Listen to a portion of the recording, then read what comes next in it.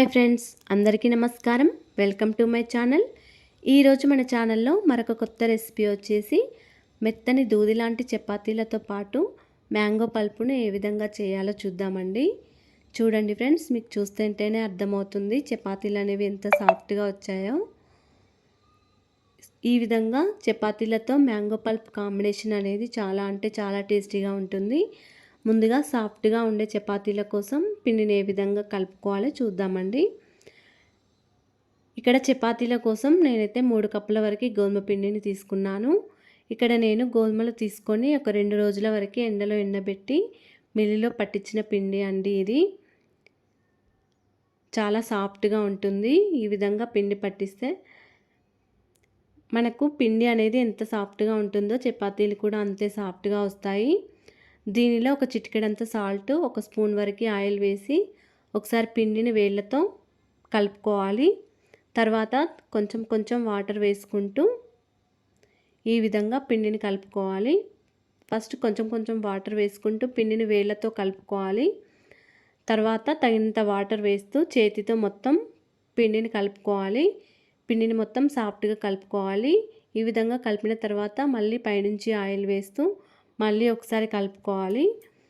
ఇప్పుడు ఈ పిండిని ఒక పావుగంట సేపు పక్కకు పెట్టుకోవాలండి. పిండి అనేది కొంచెం నానితే చపాతీలు కూడా సాఫ్ట్గా వస్తాయి.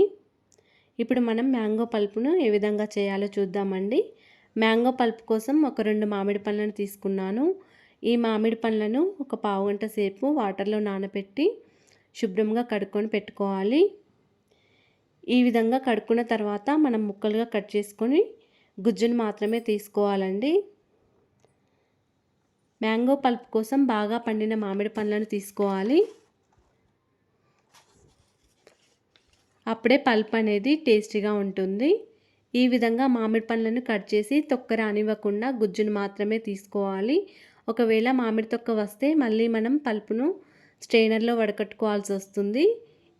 ఈ విధంగా వడకట్టుకోకుండా ఉండాలంటే గుజ్జును మాత్రమే తీసుకోవాలి. ఇది చాలా హెల్తీ రెసిపీ అండి. ఇప్పుడు దీనిలో షుగర్, ఒక కప్పు వరకు షుగర్ వేసుకోవాలి. దీనిలో ఒక కప్పు వరకు పాలు, చక్కెర వేసుకోవాలి. ఈ విధంగా చక్కెర, పాలు వేసిన తర్వాత ఒకసారి మెత్తగా గ్రైండ్ చేసుకోవాలి. పాలు వేయడం వల్ల పల్పు అనేది టేస్ట్ చాలా బాగుంటుందండి. ఈ విధంగా ఒక కప్పు పాలు, ఒక కప్పు చక్కెర వేసిన తర్వాత ఒకసారి మెత్తగా గ్రైండ్ చేసుకోవాలి. ఇది కొంచెం థిక్నెస్గా అనిపిస్తే మళ్ళీ కొంచెం వాటర్ వేసుకొని మళ్ళీ ఒకసారి గ్రైండ్ చేసుకోవాలి. ఒకసారి స్పూన్తో కలుపుకొని మళ్ళీ ఒకసారి గ్రైండ్ చేసుకోవాలి. దీనిలో ఏమైనా షుగర్ తక్కువగా అనిపిస్తే ఒకసారి టేస్ట్ చేసి చూసి షుగర్ ఏమైనా తక్కువగా అనిపిస్తే మళ్ళీ కొంచెం చక్కెరని యాడ్ చేసుకోండి. మళ్ళీ కొంచెం వాటర్ వేసుకొని మళ్ళీ ఒకసారి గ్రైండ్ చేసుకోండి. ఇది బాగా థిక్నెస్గా కాకుండా మరీ లూజ్గా కాకుండా పల్పు అనేది ఈ విధంగా ఉండాలి. ఇప్పుడు ఈ పల్పుని మనం ఒక కంటైనర్లోకి తీసుకొని ఒక పావుగంట సేపు ఫ్రిడ్జ్లో పెట్టుకొని ఉంచుకోవాలి. ఈ విధంగా ఒక కంటైనర్లో పెట్టుకొని ఒక పావుగంట సేపు ఫ్రిడ్జ్లో ఉంచుకోవాలి. ఇప్పుడు మనం చపాతీలను చేసుకుందాము. చపాతీలను చేయడానికి చూడండి పిండి అనేది ఎంత సాఫ్ట్గా అయిందో. పిండిని కొంచెం తీసుకొని ఈ విధంగా కొంచెం ఆయిల్ అప్లై చేసి పిండి ముద్దను కొద్దిగా తీసుకొని కొంచెం ఆయిల్ అప్లై చేసి ఈ విధంగా చపాతీ కర్రతో కొంచెం తాల్చుకోవాలి.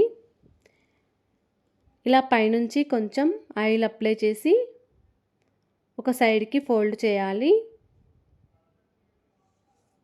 ఇలా ఫోల్డ్ చేసిన తర్వాత మళ్ళీ ఆయిల్ అప్లై చేసి మళ్ళీ ఫోల్డ్ చేయాలి. ఈ విధంగా ఫోల్డ్ చేసిన తర్వాత మళ్ళీ ఒకసారి తాల్చుకోవాలి. ఈ విధంగా తాల్చిన తర్వాత మళ్ళీ పొడి పిండి వేసుకొని రౌండ్గా చపాతీని తాల్చుకోవాలి. అంతేనండి, అన్ని చపాతీలు కూడా ఈ విధంగానే తాల్చుకోవాలి. ఇలా ఫోల్డ్ చేయడం వల్ల చపాతీలు అనేవి పొరలు పొరలుగా వస్తాయి. అదేవిధంగా సాఫ్ట్గా కూడా ఉంటాయి. అంతేనండి, అన్ని చపాతీలను కూడా ఈ విధంగానే తాల్చుకోవాలి. ఇప్పుడు ఈ తాల్చుకున్న చపాతీలను మనం కాల్చుకుందామండి. కాల్చుకోవడానికి ముందుగా ఒక స్టవ్ ఆన్ చేసుకొని స్టవ్ పైన పెనం పెట్టుకోవాలి. ఈ విధంగా పెనం పెట్టిన తర్వాత ఆయిల్ అప్లై చేసి మనం తాల్చుకున్న చపాతీని పెనంపై వేసుకోవాలి. ఈ విధంగా వేసిన తర్వాత మళ్ళీ ఆయిల్ అప్లై చేయాలి. ఇప్పుడు చపాతీ కొంచెం పొంగే వరకు ఇలాగే ఉంచాలండి. ఒక 1 మినిట్ వరకు, హాఫ్ మినిట్ వరకు ఇలాగే ఉంచాలి. ఈ విధంగా కొంచెం పొంగిన తర్వాత మళ్ళీ ఒక సైడ్కి తిప్పి మళ్ళీ ఇంకో సైడ్కి కాల్చుకోవాలి.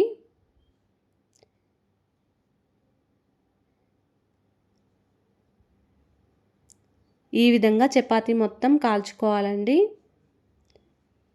చపాతీలు మొత్తం సైడ్కి కాలాలంటే ఈ విధంగా సైడ్లను తిప్పుతూ కాల్చుకోండి. చపాతీలు అనేవి పర్ఫెక్ట్గా కాలుతాయి.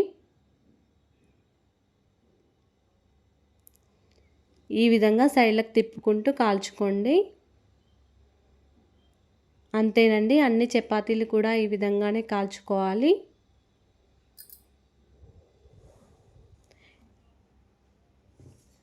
ఇప్పుడు పర్ఫెక్ట్గా కాల్చుకోవడానికి మళ్ళీ ఒకసారి చూపిస్తున్నాను. చపాతీ పెనం మీద మళ్ళీ ఆయిల్ అప్లై చేసి మనం తాల్చుకున్న చపాతీని వేసి ఇది ఒక హాఫ్ మినిట్ వరకు ఇలాగే ఉంచుకోవాలి, పొంగే వరకు. మళ్ళీ పైనుంచి ఆయిల్ అప్లై చేసి కొంచెం పొంగే వరకు ఇలాగే ఉంచుకోవాలి. అప్పుడే చపాతీలు అనేవి పొరలు పొరలుగా వస్తాయి. ఇప్పుడు ఒక సైడ్కి కాలిన తర్వాత మళ్ళీ తిప్పి ఇంకో సైడ్కి కాల్చుకోవాలి. ఇప్పుడు మళ్ళీ కొంచెం ఆయిల్ అప్లై చేసి మళ్ళీ కాల్చుకోవాలి. ఈ విధంగా సైడ్లకు తిప్పుకుంటూ కాల్చుకోవాలి. అంతేనండి, అన్ని చపాతీలు కూడా ఈ విధంగానే కాల్చుకోవాలి.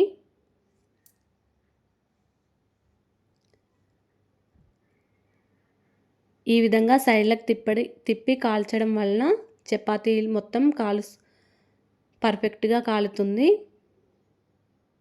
అంతేనండి, అన్ని చపాతీలు ఈ విధంగానే కాల్చుకొని మనం అన్ని చపాతీలను ఒక హాట్ బాక్స్లో లేదా ఒక కంటైనర్లో పెట్టుకొని ఒక 10 మినిట్స్ వరకు మూత పెట్టుకొని ఉంచుకోవాలి. ఈ విధంగా మూత పెట్టి ఉంచడం వలన చపాతీలు మెత్తగా సాఫ్ట్గా ఉంటాయి. మనం చపాతీలను హై ఫ్లేమ్లో పెట్టుకొని కాల్చుకోవాలి. మీడియం ఫ్లేమ్లో పెడితే చపాతీలు అనేవి క్రిస్పీనెస్గా వస్తాయి. అంతేనండి, చపాతీలు విత్ మ్యాంగో పల్ప్ రెడీ అయింది. మీరు కూడా ఈ వీడియో నచ్చినట్లయితే మా ఛానల్ని సబ్స్క్రైబ్ చేసుకోండి. మీరు కూడా ఈ వీడియోని ఒకసారి ట్రై చేయండి. Thank you friends. ధన్యవాదములు.